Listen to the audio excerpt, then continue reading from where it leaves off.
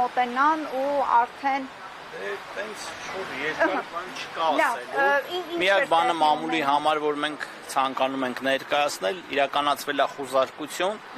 որի հետ մենք ունենք անհամաձայնություն, մեզ տրամադրվել է դատարանի որոշումները, մենք բողոքարկելու ենք եւ գտնում ենք, որ այս գործընթացը կրում է բացառապես ապօրինի բնույթ։ Այսքանն է ինչ որ հետաքրքրական, որ քննչական կոմիտեն միջև մոտ 1 ժամ առաջ չէր ասում, թե ինչի համար է խոսում։ Դե այդ քննչական կոմիտեի հարցն է։ Հետ է կապված, դուք ինչ եք կարծում։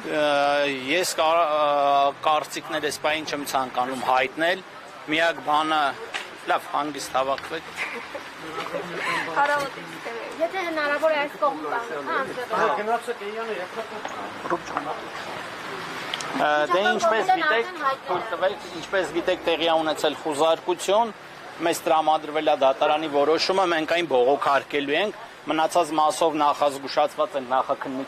նախաքննական գաղտնիքի մասով եւ ավել մանրամասներ չեն կարող ձեզ հաղորդել։ Քննչական կոմիտեն արդեն հայտնել է ինչ վարույթի շրջանակում է խուզարկությունը սկսվել։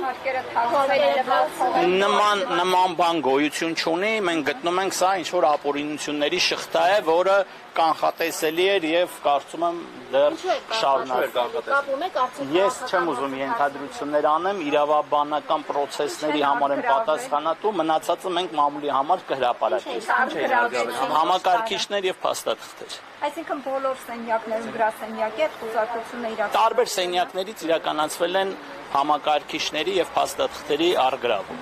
Շնորհակալություն կներեք։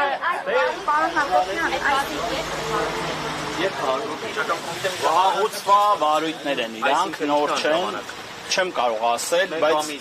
չեմ տիրապետում։ Բայց շատ վաղուց, մինչև այս հայտնի դեպքերը հարուցված վարույթներ են դրանք։ Այսինքն նախքան Սամվել Կարապետյանի ձերբակալ 24 թիվ